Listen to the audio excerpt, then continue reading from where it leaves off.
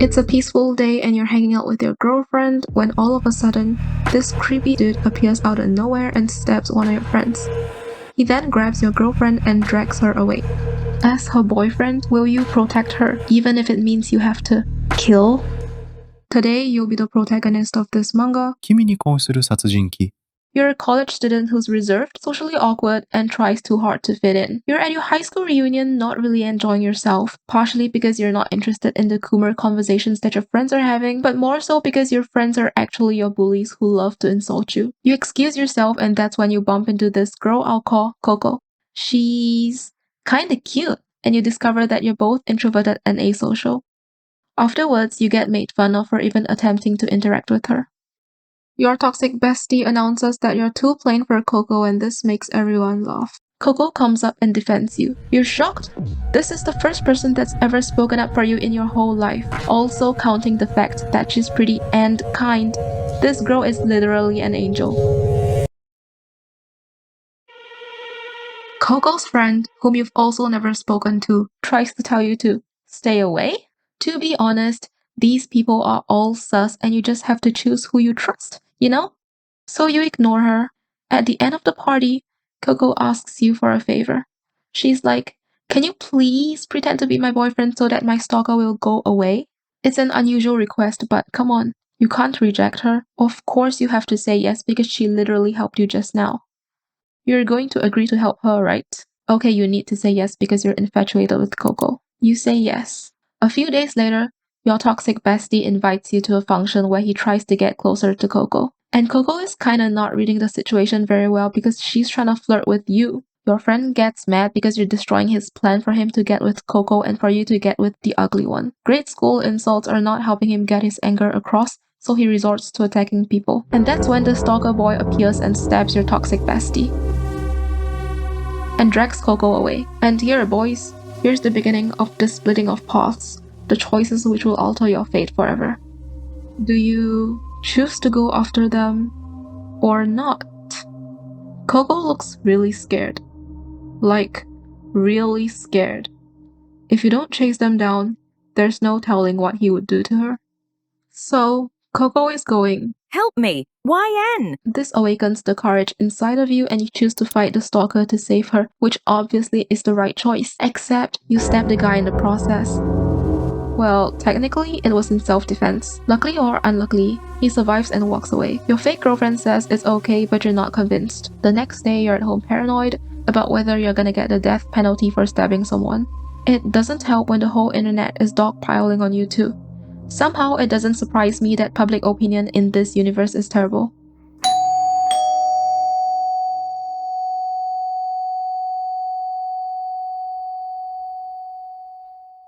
Your girlfriend's here to visit you. At your lowest. That's how you know she's a real one. But you are not happy, so you yell at her. Look at her. She's so sad. She apologizes and suggests to end the fake relationship. Then she hands you some food before walking away. Maybe it's the guilt, or maybe it's the realization that you're not gonna have a girlfriend anymore even if it's just a fake one. Whatever it is, you run after her to apologize. Now you fight.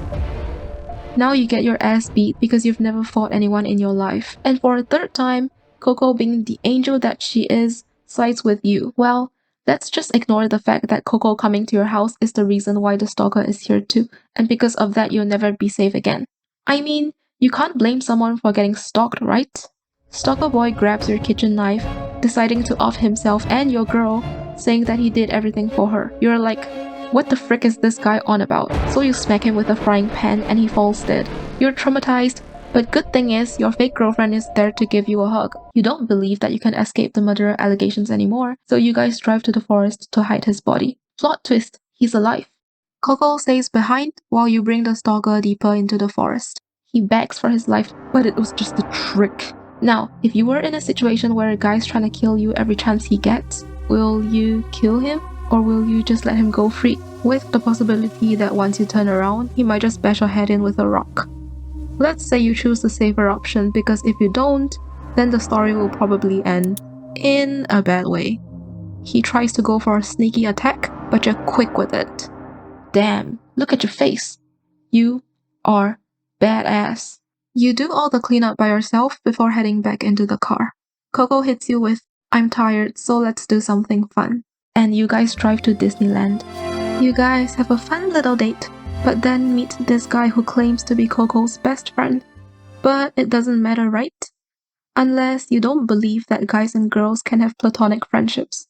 Anyway, the two of you decide to stay at a hotel for the night. Finally, you and your fake girlfriend can have a little moment to yourselves. Coco looks at you lovingly and says, I hope you never change. Then she decides to hop in the shower while you leave the hotel room for a moment because you're nervous. And then...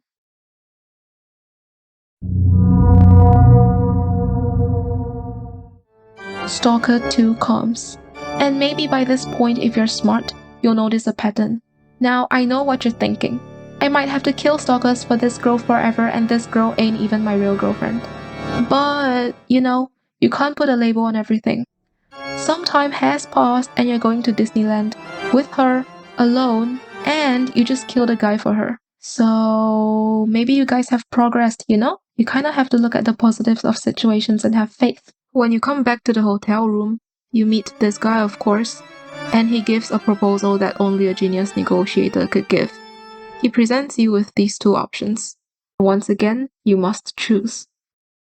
Option 1 or option 2. Wait a minute. Did you just say neither? Do you really think that you can choose your own path in life? Because that's kinda based. I mean, since you've already killed someone, you're feeling a bit rebellious. So you choose neither. Character development, right? Downside is, now you've killed 2 people. Maybe you need to think over your choices more wisely next time.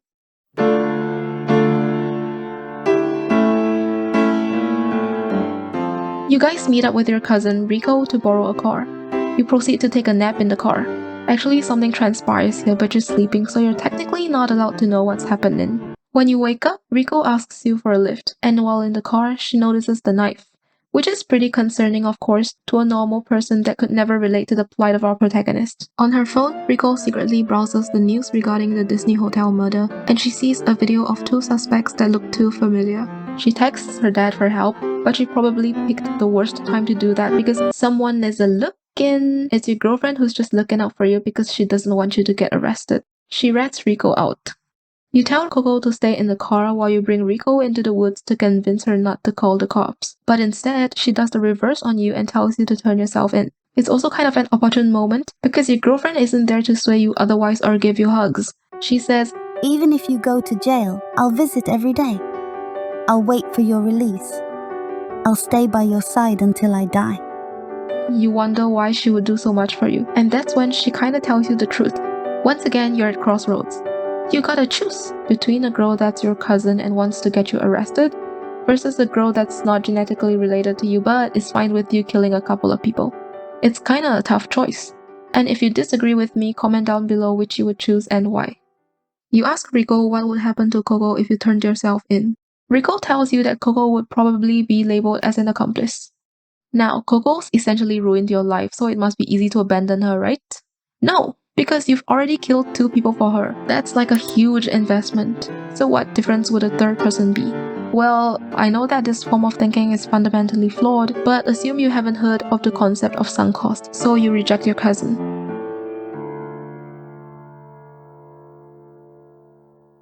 You run back to your girlfriend who's chilling in the car and she's looking at something on her phone and crying? Honestly, if I were going back to my car after I killed my cousin and see her on her phone like that, I'd be pissed. I can't exactly articulate why, but now I kinda understand the phrase not being present in the moment. I mean, look at this girl. I'm literally killing people for her and she's literally browsing YouTube. Now, I know what you're thinking. This bitch does nothing but increase my kill count. And maybe you might even ask, so when's this third stalker gonna come? Well, good news is, there is no third stalker. Maybe she's just crying because of a shitty YouTube video. And that's what you choose to believe because you have a positive mind. You comfort her. Then you guys go back to Coco's apartment to get some cash before fleeing the country. You wait in the car while she enters the apartment alone. And the YouTuber that she was watching is in her bed with a random girl. Coco runs outside and he chases her, And apparently in this confrontation, he reveals that he's her boyfriend. No, not her ex-boyfriend, her current boyfriend. What? You don't think just because I unintentionally started calling Coco your girlfriend means that you're really girlfriend and boyfriend, right? Here's Coco crying because her real boyfriend is cheating on her. Since you've killed 3 people by this point, you're a little mentally unstable. There's no reason why you shouldn't kill this 4th dude. And plus, maybe if you did, you can replace him as her real boyfriend. If you don't have her to live for, then why are you even on the run? After all, running away is easier when it's a codependent thing. Coco's a little hesitant about killing this dude, and you get frustrated. You kill the guy anyway, because you are the professional murderer, and she doesn't tell you what to do when she's never killed anyone. For a moment, Coco is in shock. Then she kisses you. With every kill you make, not only do you strengthen your trauma bond to her, but also her trauma bond to you. You realize you probably don't even know whether you love this girl anymore. As usual, you do the cleanup alone while Coco lies in bed and looks through photos of her late boyfriend. She then has a panic attack and cuts her hair. Before you two can leave the apartment, a hitman who's hired to kill the YouTuber comes in and discovers both of you. Basically, the hitman was hired by another YouTuber to kill this YouTuber. I guess YouTuber drama can get pretty intense. If you want to feel better, this YouTuber would have died either way. The hitman wants to hire you but kill Coco because she's a useless witness. Even though you realize you don't truly love Coco, that's not a reason to discard her, right? Otherwise, it'd be kinda mean. Of course you wouldn't hurt an innocent girl, so you and Coco escape with your car. In the car, Coco reveals that right after she saw her boyfriend sleeping with another girl, she phoned the other YouTuber and revealed her boyfriend's location out of spite. This means that the hitman came because of her, putting both herself and you in danger. At this point, you might think it's all Coco's fault. Everything you did was because of her. Is this girl even worth it? Or maybe you should have gotten with your cousin and turned yourself in like long ago. And you know, you gotta slow down and have some empathy for this girl because she's also questioning herself. Look! She does have some remorse for having so many crazy ex-stalkers and boyfriends and even turning you into one of them. You ask her what she really wants, and she tells you that she's tired and just wants to end everything. You accept her proposal to die together because realistically there isn't anywhere to run. Maybe it is for the best to stick together at the very end. Except Coco is a little indecisive. You stop the car and have a moment of reflection. As much as Coco tries to convince you that this is true love, you aren't so convinced anymore. Up to now, all you've ever done was to kill people for this girl. Those people are dead. There's no going back now. It's not a simple case of self-defense anymore. But there's one thing you can do right.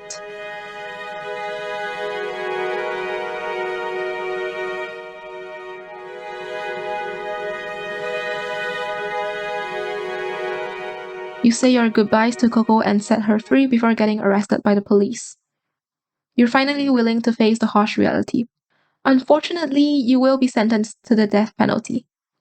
While your fake girlfriend receives this news on her phone somewhere else in the world, she also chooses to face reality herself.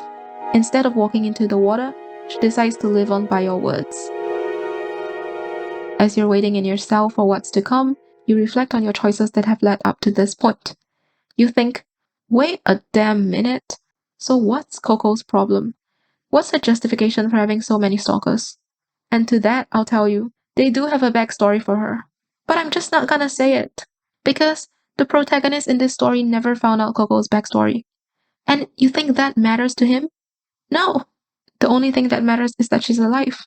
You killed 4 people to save her. Obviously, you wouldn't want her to be dead, right? So you know, it's somewhat a happy ending. Because even though you're not in the picture anymore, the person you've invested so much into is still alive. Yay! On a side note, your toxic bestie also made it out alive. Alright, I know this story is a bit goofy, but it's pretty entertaining because of how fast the pace is. And thinking in the perspective of the character, it's kinda difficult to navigate your way when you're stuck in certain situations. Actually, there are a ton of details in the story that I didn't include, such as conversations between characters and the lore behind those crazy stalkers. There's also some depth in the later chapters which touch on Coco's past and explains why she's so attached to boys.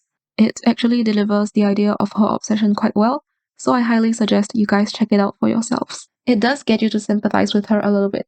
Basically, all of Coco's stalkers are her previous classmates that fell for her looks. Can you really blame a girl for being so attractive? But yeah, moral of the story is, Don't kill someone just because you're simping. It's never worth it. See you.